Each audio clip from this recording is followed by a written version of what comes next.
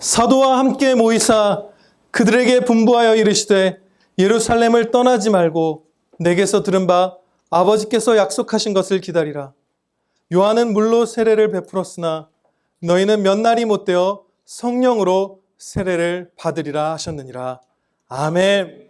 본문 말씀 사도행전 1장 4절로부터 5절 말씀, 성령 세례라는 제목으로 하나님의 말씀 증거하도록 하겠습니다. 이 본문 말씀은 굉장히 큰 사랑의 은혜가 담겨있는, 무한한 사랑을 맛볼 수 있는 그런 말씀이에요. 그런데 그렇기 때문일까요? 아주 큰 은혜가 집약된 말씀이기 때문인지 많은 논쟁이 있어 왔습니다. 이 본문과 관련해서 성령 세례란 과연 무엇인가, 또 그것과 연관되어서 이 신약시대의 교회에서 성령님의 은사, 성령님의 역사, 이런 것들은 어떻게 이루어지고 있는가? 초대교회 때와 같은가? 무엇이 다른가? 혹은 무엇이 같은가? 여러 가지 신학적인 논쟁들, 그것은 실제로 성도의 삶을 크게 좌우하는 그런 판단과 분별들이죠. 그런 문제들이 있어 왔어요. 예수님 안에서 한 형제인, 영원한 형제죠. 모든 성도들은. 그 형제들 가운데 이 본문 말씀을 두고서 두 극단으로 이렇게 잘못 치우친 형제님들이 계십니다. 한쪽 극단은 은사주의예요.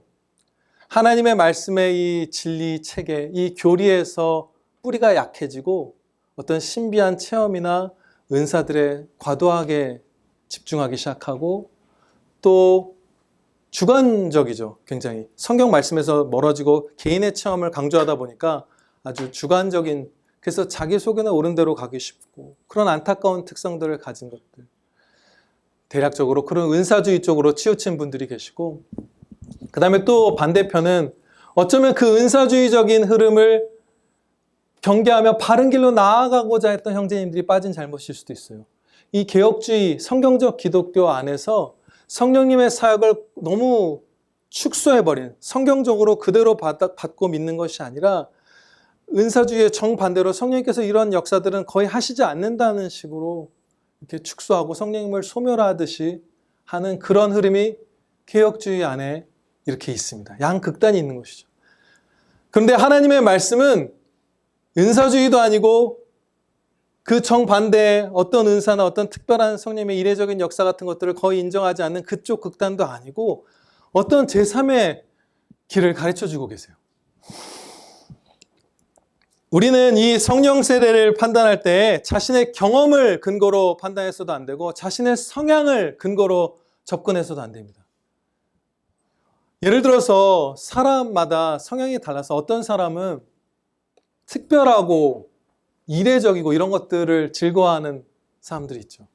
새로운 경험, 여행도 가면 막 안 가본 데만 계속 돌아다니고 이런 분들 계시잖아요. 또 어떤 분들은 안정적이고 통제된 질서나 그런 안온함, 이런 것들을 더 추구하고 좋아하는 분들도 계시죠.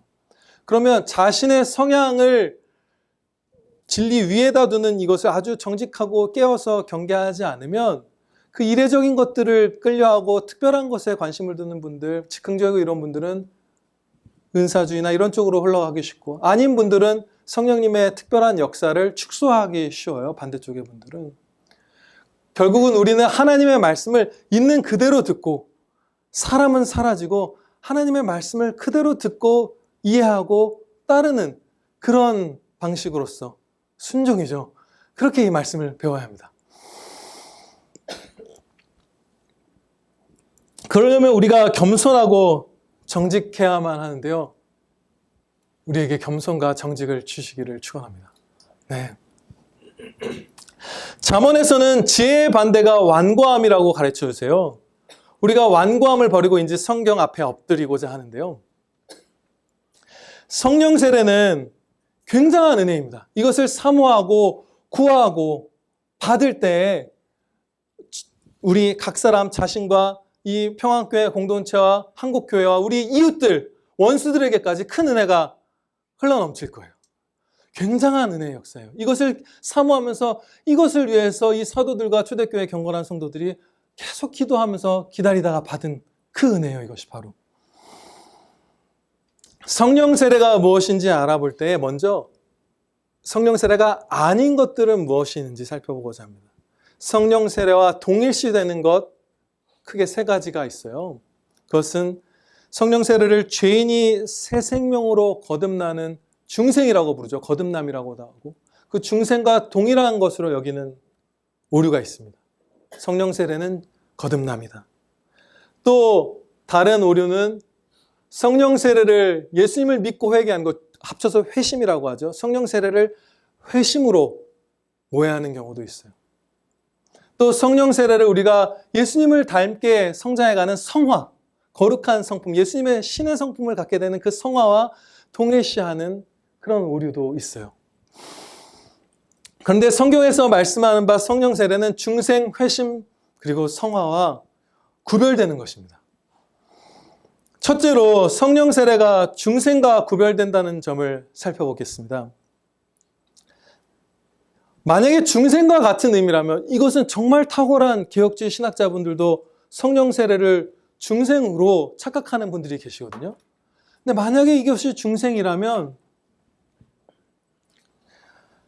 예수님을 이미 믿은 사도들, 거듭나서 회개하고 예수님을 믿은 이미 성도가 된 지 오래된 사도들이 이 성령 세례를 받았기 때문에 이것이 결코 중생과 같은 의미일 수가 없어요. 이미 거듭난 사람이 또 다시 재거듭나야 된다는 뜻이 돼버리잖아요.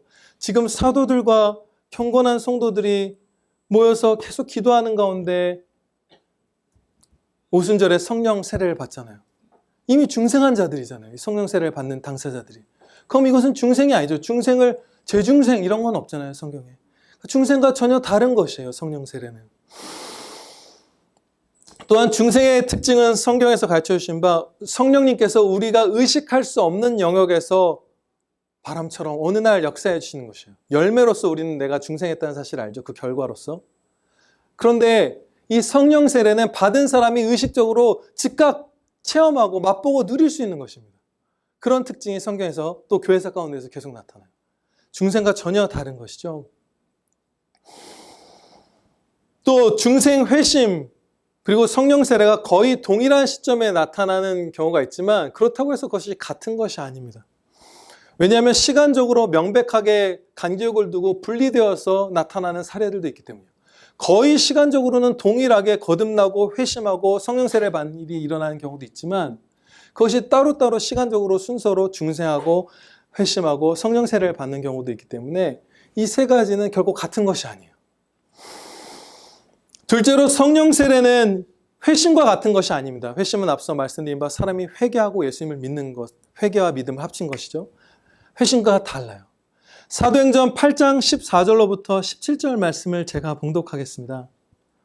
저희를 위하여 성령 받기를 기도하니 이는 아직 한 사람에게도 성령 내리신 일이 없고 오직 주 예수의 이름으로 세례만 받을 뿐이더라. 이에 두 사도가 저희에게 안수하며 성령을 받는지라. 예수님의 이름으로는 세례를 받은 사람들이에요. 예수님을 믿고 세례받은 사람들이에요. 회개하고 예수님을 믿고 그 인침으로써 세례를 이미 받은 사람들인데 그들을 위해서 두 사도가 안수할 때 그때 비로소 성령 세례를 받았어요. 회심과 완전히 명백한 시간 차이가 있죠. 전혀 다른 것이에요. 회심과 성령 세례는 다른 것이에요. 셋째로 성령 세례는 성화와 구별됩니다. 어느 정도 성령 세례가 성화를 돕고 일으키지만 결코 동일한 것이 아니에요. 성화는 점진적인 변화죠. 그런데 성령 세례는 순간적인 체험입니다. 인생 전체를 두고 점진적으로 예수님을 닮아가는 것이 성화고 성령 세례는 일생일대의 특별한 순간적인 체험이에요. 그리고 성령 세례에 있어서는 우리가 아무것도 하는 것이 없습니다. 이 사도들도 그렇고 고넬료의 가족들도 그렇고 아무것도 하는 거 없이 그냥 예수님께서 주신 성령 세례를 받는 거예요. 근데 성화는 예수님이 도와주시는 그 은혜 가운데에 우리가 노력을 해서 예수님을 닮아가는 우리의 협력이 들어가 있잖아요. 근데 성령 세례는 전혀 우리가 하는 것이 없습니다. 그냥 받는 거예요. 성화와도 완전히 구별되는 것이죠. 영향을 주고받지만. 성령 세례는 성화와 중점적으로 관련된 것이 아니라 예수님의 증인이 되어 주님을 증거하는 삶을 힘차게 사는데 밀접하게 관련된 것이에요.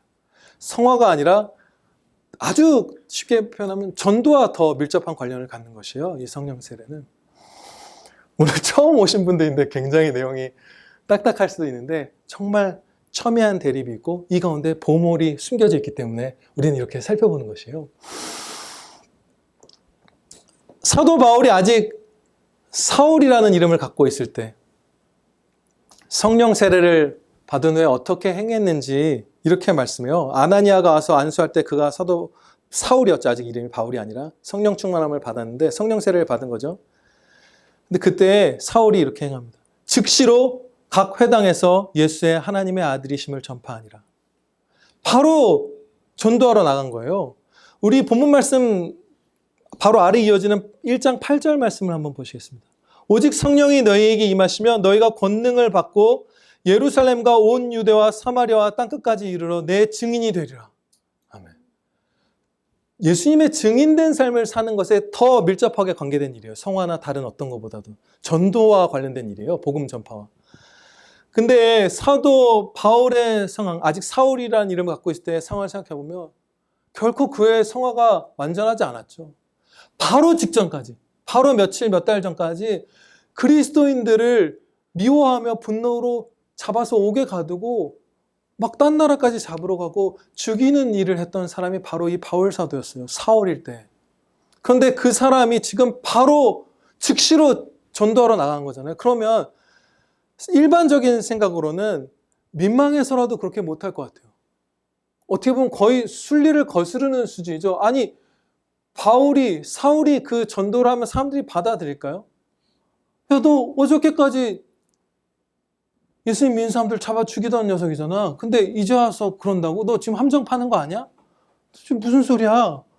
성화도 안 돼 있고 이제까지의 삶이 그야말로 악한데 갑자기 복음을 전도하는 거예요. 이상하잖아요. 오히려 자중해야 될 것 같잖아요. 그 반응이 기록되어 있습니다. 성경에. 듣는 사람이 다 놀라 말하되 이 사람이 예루살렘에서 이 이름 부르는 사람, 예수님의 이름을 부르는 사람을 잔해하던 자가 아니냐. 여기 온 것도 저희를 결박하여 대제사장들에게 끌어가고자 함이 아니냐 하더라.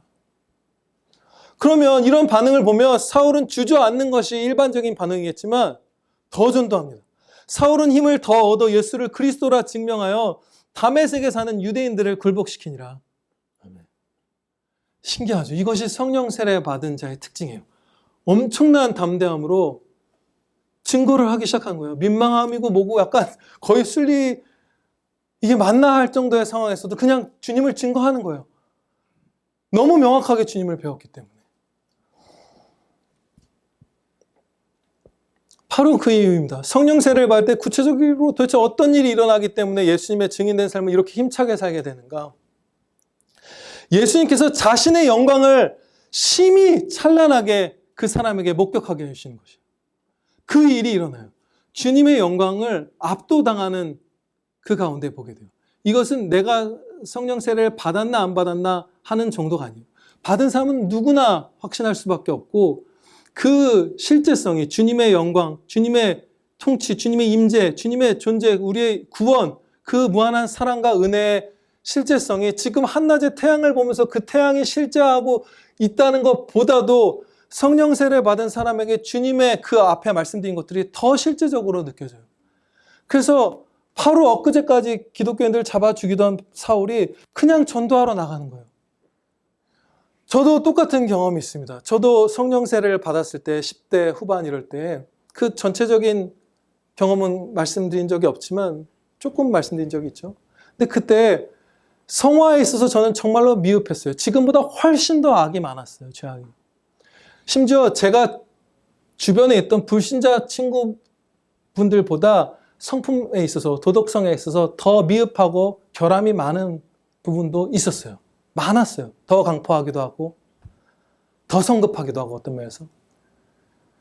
근데 바로 전도하러 나갔습니다. 모든 친구들에게 다 전도했어요. 주변에 있는. 왜냐하면 너무나 확실하게 태양은 눈을 감으면 못 보기라도 하잖아요. 성령 세례를 받을 때 그 영혼은 주님의 영광을 피할 길이 없다고 하면 안 좋은 거 피하는 것 같아 보이는데 피할 길이 없습니다.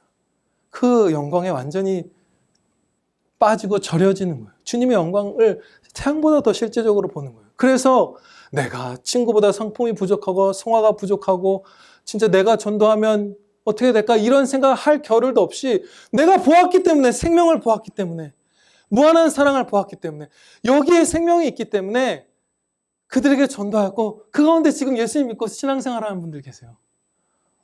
전도와 관련된 거예요, 이 성령 세례는. 특별히 구체적으로 표현하면 예수님의 영광을 찬란하게 배우게 되고, 구원의 확신을 갖게 되고, 임재하심을 절감하게 되고, 한없는 사랑과 은혜를 깨닫게 되고, 절대 주권으로 통치하심을 알게 되고, 하나님의 거룩하심을 알고, 무한히 높으신 지혜를 알게 됩니다. 그래서 바로 그냥 달려나가는 거예요. 사도행전 1장 6절 말씀을 보면 제자들이 예수님께 이런 질문을 드려요. 그들이 모였을 때 예수께 여쭈어 이르되 주께서 이스라엘 나라를 회복하심이 이때니까 하니, 관심이 이 땅에 상당히 주목되어 있는 거예요. 그 로이드 존스 목사님은 무슨 썩어 빠진 유물론적 사고에 머물러 있었다 뭐 이런 식으로 표현을 해요. 아주 이렇게 좋지 않은 부분이 남아 있었던 거예요. 지금 예수님의 십자가 죽으심 후에 부활하신 예수님을 만난 사도들인데 아직도 이 땅의 나라를 번영시키고 무슨 애굽처럼 강대국이 되고 미국처럼 강대국이 되고 이런 거에, 이스라엘의 이 땅의 번영 뭐 이런 거에 지금 매진하고 있는 거예요, 이 사도분들이. 그런데 성령 세례를 받은 후에 그런 흔적이 다 사라지죠. 왜냐하면 하늘에 계신 우리 아버지의 영광을 너무나 밝게 배웠기 때문에. 이 땅의 것에 더 이상 그렇게 그게 전부가 될 수가 없는 거예요. 이 주님의 성령 세례를 받을 때 그 일이 일어나는 것입니다.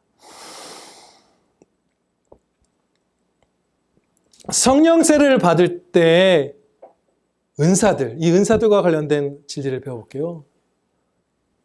어떤 은사들을 받을 수 있습니다. 성령 세례와 함께 다양한 은사들을 주세요. 그런데 은사주의자 분들 같은 경우 특정한 은사들을 성령 세례의 증거이자 기준이라고 규정해요. 방언이 될 수도 있고 예언이 될 수도 있고 뭐 이런 것들이겠죠. 어떤 특정한 은사가 이 사람에게 나타나야만 성령 세례를 받은 사람이다라고 왜곡하는 거예요. 그러나 성경에서는 명백하게 가르치십니다. 사람마다 다양한 은사를 각양 주신다고. 전혀 같은 은사를 다 받지 않아요. 전혀 같은 은사를 받지 않아요. 어마어마하게 신비한 체험들, 놀라운 은사들 많이 받은 박윤수 목사님 같은 분들 거의 돌아가시기 직전까지 방언 같은 거 안 하셨어요. 못 하신 거죠. 그리고 끝에 하셨죠. 존 파이퍼 목사님도 제가 몇 번 말씀드렸죠. 아버지, 제 친구들은 방언이라는 선물도 주셨는데 왜 저는 안 주시나요? 차에서 내리지 않고 마트 같은 데 주차한 다음에 가끔씩 기도드린대요. 근데 안 주신대요. 근데 하나님의 말씀을 가르치는 은사는 주셨죠. 최고의 은사를 주신 거죠. 최상의 은사예요. 방언은 가장 작은 은사예요, 상대적으로. 그런데 왜 그럴까요? 아무튼 왜곡되어서 그런 것들이 특정한 은사가 성령 세례의 증거라고 규정하는 오류가 있어요. 전혀 그렇지 않아요. 또한 이 은사와 관련돼서 정말 중대한 오해가 있습니다. 여러분, 정말 이것에 속지 않도록, 우리 평안교회도 속지 않고 여러분이 다른 교회에서 신앙생활을 하게 될 때라도 속지 않기를 바라요. 무엇이냐면 은사가 주어져서 드러나고 심지어 그것이 풍성하다고 해서 그것이 이 사람이 거룩하게 성화된 사람이라는 증거는 결탄코 아니라는 것입니다. 은사와 성화는 상당한 부분에서 별개의 문제예요. 여러분들은 경험적으로도 많은 분들 아실 거예요. 이 가운데 성령님의 은사들, 여러 은사들 받은 분들, 여러분들이 갑자기 어느 날 방언을 하고 영 분별을 한다고 해서 여러분들의 성화의 상태가 엄청나게 탁월했습니까? 그렇지 않은 거 겪어보신 분들 많이 계시죠? 결코 그렇지 않아요. 은사는 성화의 척도가 아닙니다. 성령께서 주시는 그냥 선물이고, 성화는 말씀을 붙들고 따르려고 애를 쓰고 잘못하면 회개하고 애통하고 몸을 쳐서 복종시키고 주님의 도우심을 구하면서 또 순종하고 더디게 점진적으로 예수님을 닮아가고 깎아가는 그런 과정이 성화고, 은사는 그것과 전혀 다른 것이에요. 그런데 오늘날 많은 교회들이 이 사람이 갑자기 예언을 하고 영을 분별하고 무슨 은사가 나타나면 지도자로 세워버려요. 거룩한 성도라고 성화된 성도라고 치부해버려요. 결코 그렇지 않아요. 결코 그렇지도 않아요. 가룟 유다도 병을 고쳤어요. 은사는 성화 거의, 그리고 때로는 완전히 별개일 수도 있는 것이에요. 그것을 우리는 명백하게 기억해야 합니다. 우리가 누군가를 지도자로 세우고 하는 것은 진짜로 그 사람의 삶의 모습이 성경 그대로의 삶이어야 해요. 그것이 드러나야 돼요. 아무 상관이 없습니다.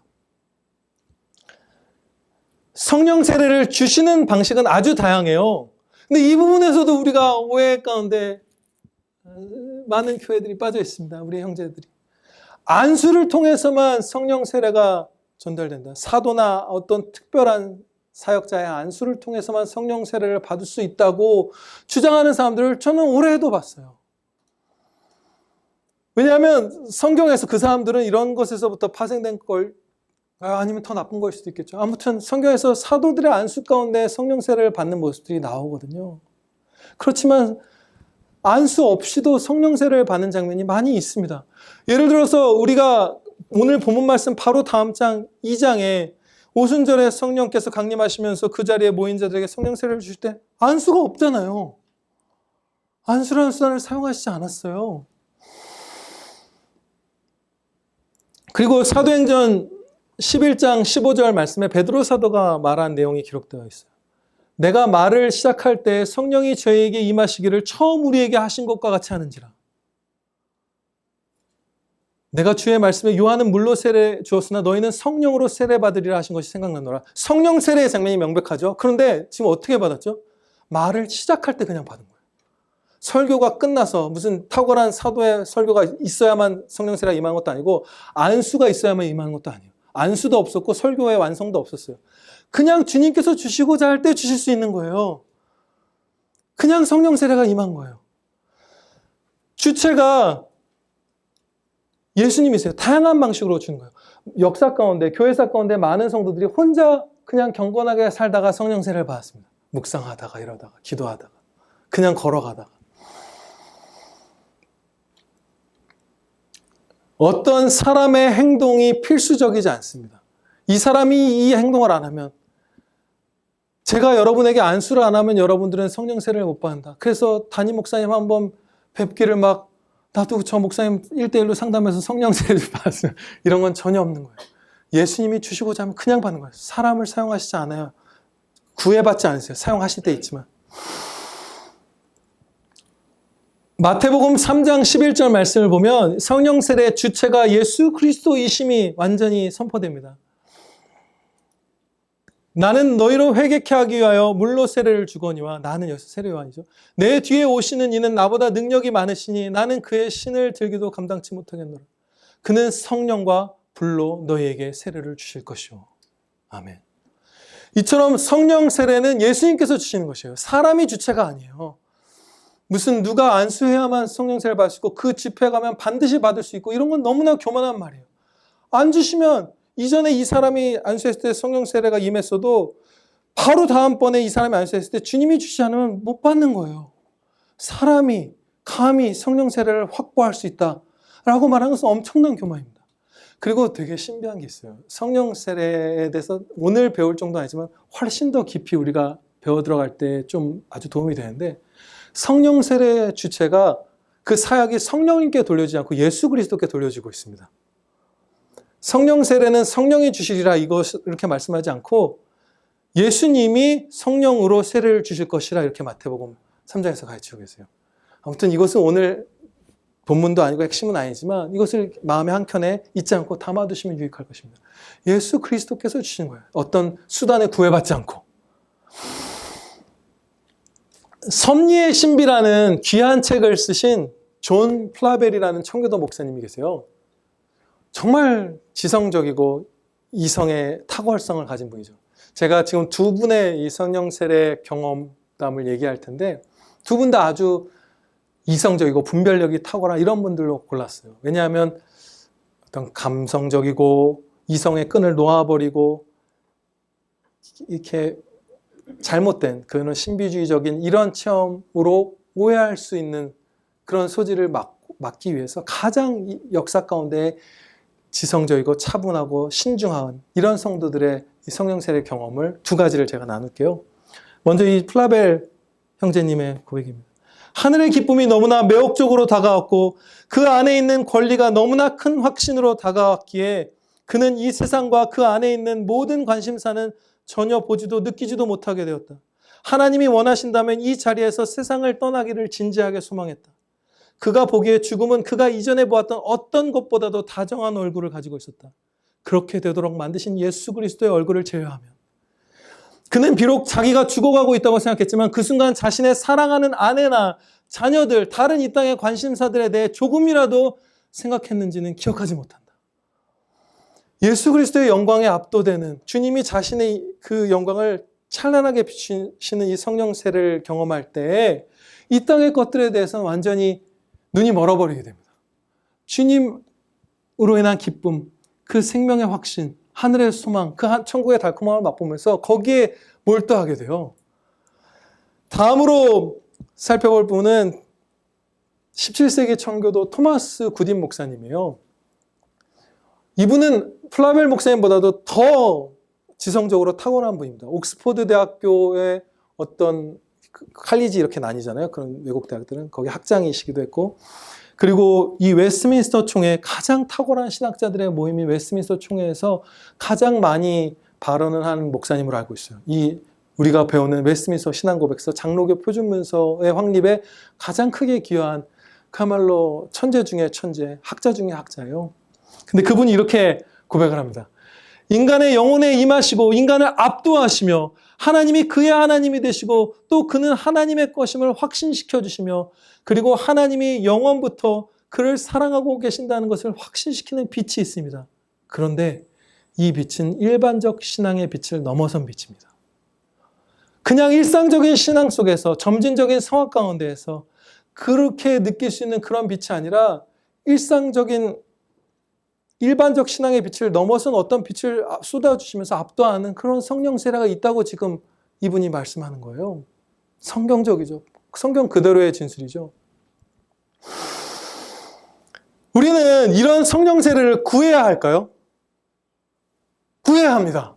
예, 열심히 사모하고 찾고 두드리고 받을 준비를 해야 돼요.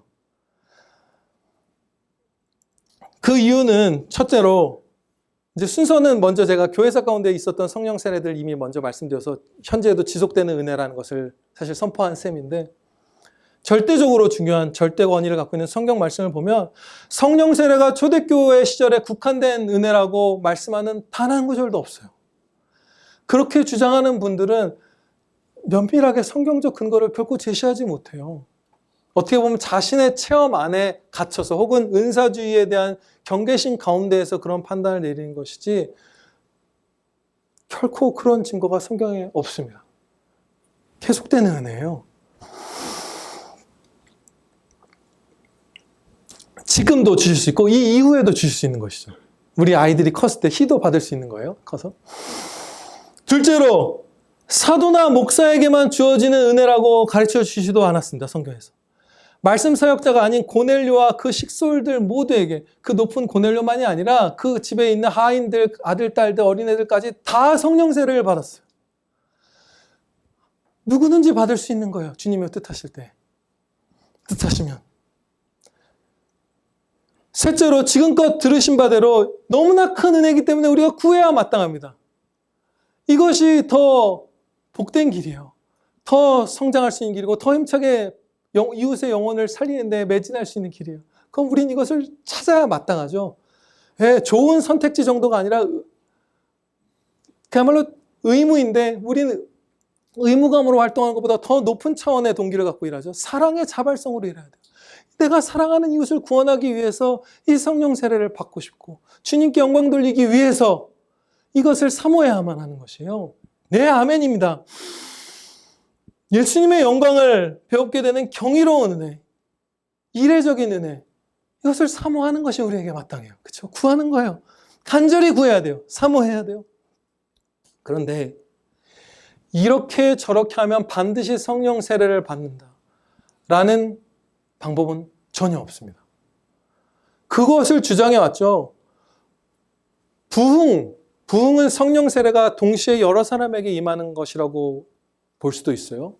그런 대단히의 부흥이든지 역사상 분명하게 드러났었죠. 여러 차례 교회사 가운데.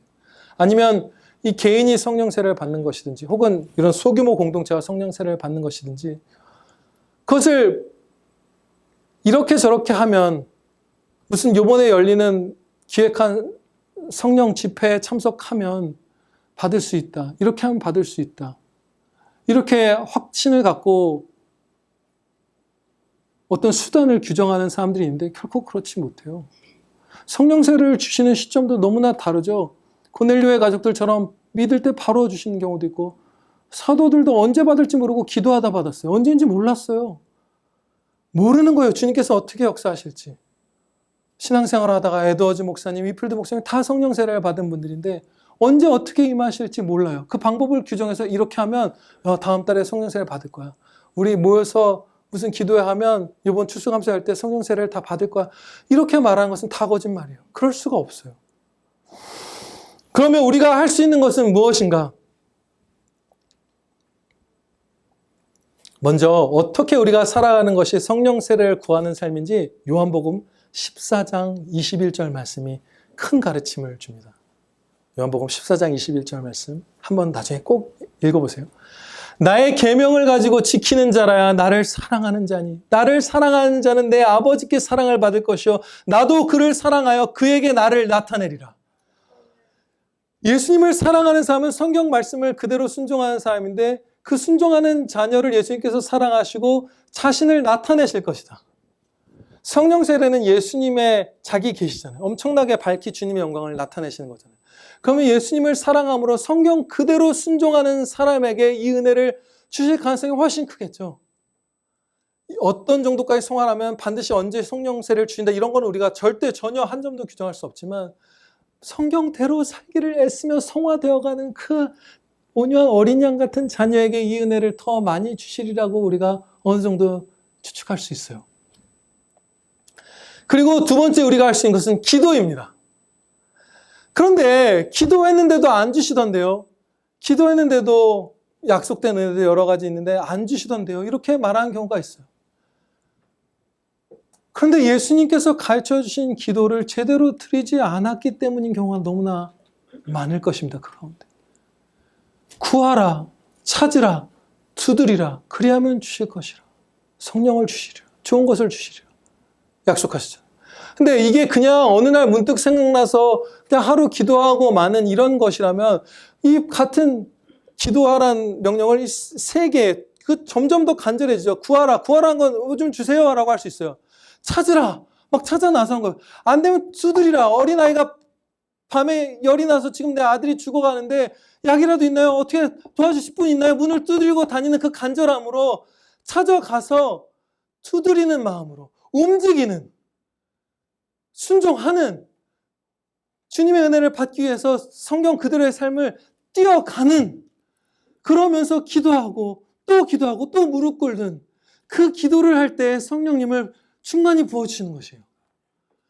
그냥 한번 기도했는데 나 은혜 안 주시던데 기도에 응답 안 주시던데 이것이 아니에요. 그것이 주님이 가르쳐 주신 기도가 아니에요. 구하라, 찾으라, 두드리라. 그게 진짜 기도예요. 우리가 이러한 특별한 역사를 받지 못하면 어떻게 될까요? 이 가운데 성령 세례를 받으신 분도 계시고 아닌 분도 계신데 여러분들이 받지 못하신 분들이 완전히 마음의 평안을 누릴 수 있습니다. 성경 말씀에 교회사도 아니고 성경 말씀의 가르침을 보면 성령 세례를 받지 않아도 성화되어 갈 수 있습니다. 성령 세례를 받지 않아도 성경 말씀을 그대로 순종하며 살아갈 수 있어요. 기뻐할 수 있고 전도도 할 수 있고 전도의 힘이 물론 성령 세례를 통해서 폭발적으로 증가하지만 아니어도 전도할 수 있고 아니어도 전도하는 모습 저 많이 봤어요. 성령 세례를 받지 못하는 사람. 제 아내도 성령 세례를 받지 못했거든요. 그래도 전도해요. 그렇죠? 헌신할 수 있고 성령 세례가 받지 못해도 감사도 드릴 수 있습니다. 이렇게 순종할 수 있고 행복하게 살 수 있어요. 성령 세례를 받지 못했다 하더라도 굉장한 것이죠. 큰 은혜를 사모하되 아직 받지 못했다고 낙심할 이유가 전혀 없는 거예요. 성도와 낙심은 아예 성도의 사전에 낙심이라는 말은 없습니다. 요즘에 이 말 요즘 잘 안 쓰는 것 같아요. 옛날에 유행했던 말이에요. 뭐 나의 사전에 후퇴란 없다. 그런 것처럼. 성도의 사전에 낙심이란 것은 없어요. 그리고 이 성경 그대로 우리가 살아가는 삶을 살 수 있다고, 그 행복한 순종의 삶을 살 수 있다고 말씀드렸는데, 하나님께 영광 돌리는 삶이죠. 그냥 그것을 쫙 살아가는 것만이 복되고, 또 그것이 동시에 성령 세례를 받을 수 있는 지름길이에요. 그냥 이 한 길만 가면 돼요. 이 하나님의 말씀, 예수님의 말씀 그대로만 살아가면 돼요.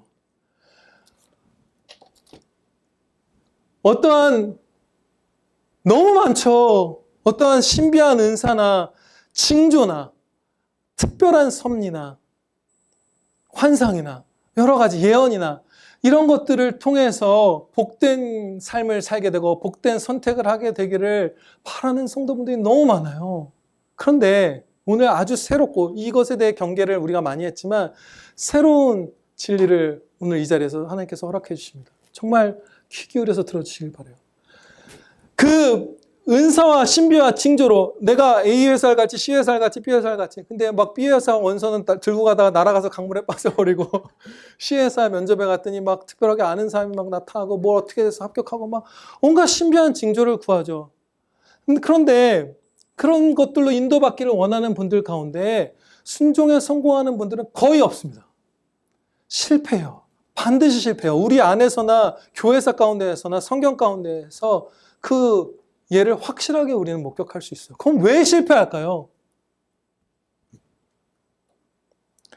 여러분들에게 이례적인 섭리와 징조와 특별한 환상과 계시란 건 성경 이외에 성경을 추가해 주신다는 게 아니라 어떤 성령님의 음성이나 특별한 환상이라든지 이런 거, 그런 것들을 주시면 여러분들이 그 길로 순종해서 나갈 것이라고 장담하십니까?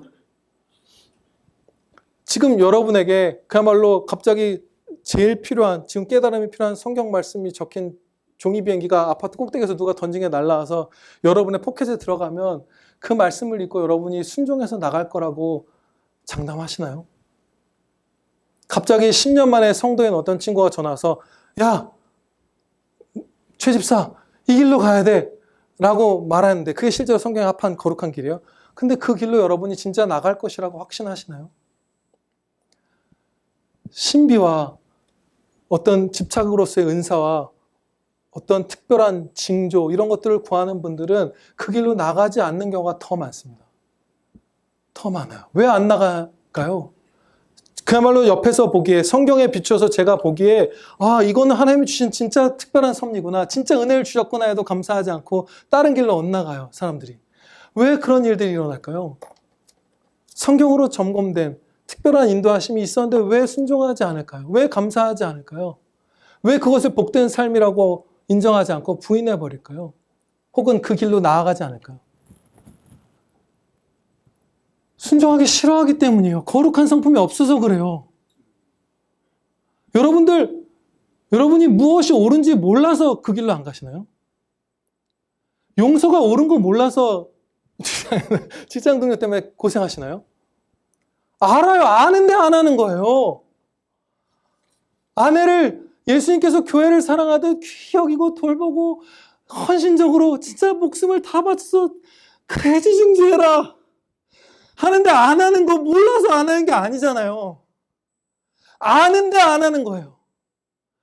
날마다 순종하려고 애쓰고 말씀을 읽고 묵상하고 설교 때 선포된 말씀 붙들고 이대로 살아야지, 살 수 있게 해주셨어서 기도하고, 살면 감사 찬양 드리고, 못 살면 주여 제가 또 미워했어요, 용서해 주세요 기도드리고, 그 성화의 싸움을 하면서 전신갑주 입고 매일매일 예수님을 닮아가서 예수님의 성품을 가져야만 무엇이 선한 길인지 알았을 때 그것을 선택하는 거예요. 아무리 이것이 맞는 길이라고 신비로 성령님의 음성으로 특별한 섭리로 징조로 가르쳐 주셔도 예수님의 성품이 없으면 그것을 싫어해요. 우리가 감사하지 않아요. 절대 감사 못하고 절대 그 길로 안 가요. 이걸 성경에서 제 주관의 판단이 아니에요. 여러분 요나를 기억하세요? 요나 선지자. 그분이 니느웨의 복음을 전파하라는 사명을 하나님께 직접 받았죠. 근데 안 했잖아요. 우리 그만큼 하나님과 밀접하게 교제한 사람 별로 없죠. 거꾸로 갔어요. 니느웨는 이스라엘 백성으로 치면 일본 같은 경우니까, 일제강점기 때 일본 같은 건 원수 같은 나라니까. 거기에 복음, 그 회개의 메시지를 전하라고요? 싫어요. 이렇게 생각한 거예요. 하나님 진짜 정의로우시면 걔네한테 회개할 기회를 주시는 것이 맞습니까? 걔네가 우리를 얼마나 괴롭혔는데. 그래서 안 했어요. 가다가 풍랑이 일고 물에 빠져서 물고기에게 삼켜지고 그 뱃속에서 3일 동안 죽지 않고 살아있다가 그 전해야 되는 그쪽에서 무 위로 올라오게 되는 엄청난 기적이죠. 그것은 예수 그리스도의 십자가 죽으심과 3일 뒤에 부활하시는 그 최고의 구원의 궁극을 예표하는 기적이기도 했잖아요. 그거 요나가 받았죠. 그 이상 신비한과 징조와 특별한 섭리 받은 사람이 또 있나요? 없죠. 거의 없어요. 근데 요나가 그때 니느웨의 복음, 그 회개 메시지를 제대로 선포하던가요? 하다 말았어요. 하다 말았어요. 그 사람 안에 거룩한 성품이 부족했기 때문에 니느웨에 회개하라고 하다 그냥 그만둬 버렸어요. 우리에게 말할 수 없이 명확하게 예언이 주어지고 말할 수 없이 무슨 특별한 영분별이 주어지고 엄청난 섭리로 야 어떻게 이런 일이 우리에게 있나라는 기적 같은 것들로 여러분의 길이 이것이다라고 주님께서 가르쳐 주셔도 여러분이 매일의 신앙의 싸움을 하면서 점진적이고 더디기까지 한 성화의 싸움을 살지 않으면 절대로 그 길로 가지 않습니다. 진리와 함께 기뻐하지 않기 때문이에요. 그래서 우리가 할 것은 다른 어떤 것도 아닙니다.